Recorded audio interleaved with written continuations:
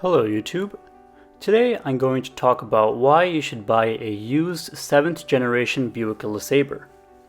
I will save the best reason for last, so stick to the end of the video to find out.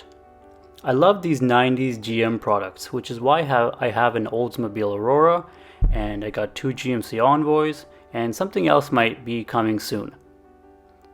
Hit that subscribe button and show your support to my channel. My channel has grown significantly and it's all thanks to you guys for showing your support. The 7th generation LeSabre ran from 1992 to 1999. It's definitely my favorite generation. This particular LeSabre you see here is a 1997, and in 1997 it was the year that the LeSabre got a facelift. The facelift relocated the turn signal indicators to the front bumper instead of the headlamp assembly, and did some tweaking to the grille, rear backup lights, and trim. So let's get on with reason number 1. Reason number 1 on why you should buy a Buick LeSabre is the comfortable seats and the amount of space inside the vehicle.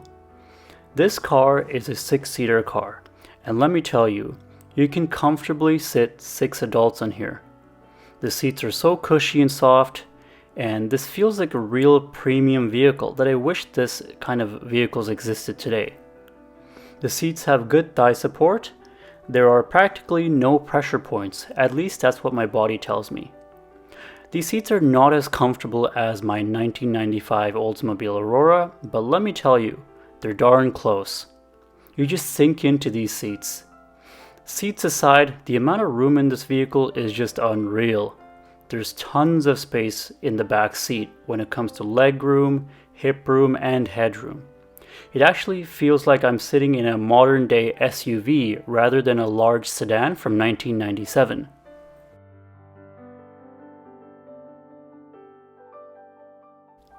There's the same amount of space and comfort in the front seats as well. You have dual zone climate controls, which are so cool because there's a digital display on the passenger side door panel. There's just so much good value for everything you get inside this car. Looking at the trunk, it's absolutely huge. One thing I complained on my Aurora is that the trunk opening is not wide enough, as you can see here, but the LeSabre solves that problem. Look how wide the trunk opening is. It's just amazing for a car. Reason number 2, elegant exterior design and interior. The exterior design is a very classy design. However, it's not for everyone. I love the oversized taillights and the long hood of this car. They didn't overdo this car with too much chrome either. It's just adequately done, which I love. You might be thinking to yourself, oh, it looks like a grandma car. In a way it does, but I think this design sets itself apart from all the look-alike cars nowadays. In other words, I think there's just so much character to this.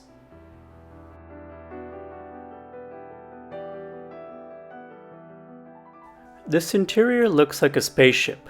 It feels like I'm surrounded by the dash, which is a great feeling. The dash wraps around, which is super nice. There are steering wheel controls, large buttons everywhere. There's no stupid touchscreens anywhere. It's very user-friendly overall, I think. The wood trim appears to be fake, which is not a big deal for me since Buick was not a full-tier luxury brand. I prefer the look of the wood because it gives a sense of warmth in the cabin, which is relaxing. This red piping you see has been added by the current owner. I'm totally not a fan of it. It just looks horrible and doesn't suit the ambience of this car. But just to know that regular cars do not come with this red piping. Overall, this is a very user-friendly interior. If you wanted, you can easily add a double-din dash in here, which can give you Apple CarPlay and Android Auto. Not that I would personally do it, but I like the old classic look here as is. Reason number 3, great driving characteristics. This is not a Toyota Corolla. The Buick LeSabre is a full-size sedan, which means that it's a big car, and it drives like one as well. The ride is super smooth, you barely feel any bumps, you just float down the road.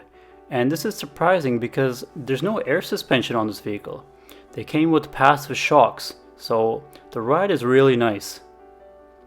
In the handling department, it's not that bad. It holds the corners very well for such a large vehicle, or should I say large boat. Also, I noticed that the road noise is not that prominent in this car, which was surprising because it's an older GM vehicle from the 90s.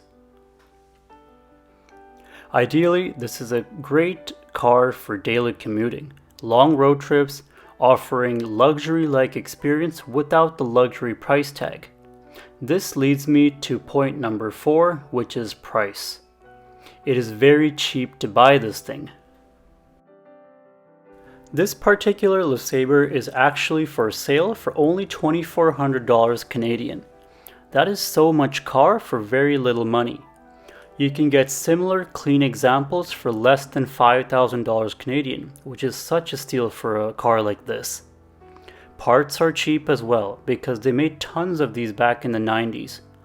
You can source a lot of new parts on Auxito, or you can look on eBay or your local junkyard for used parts.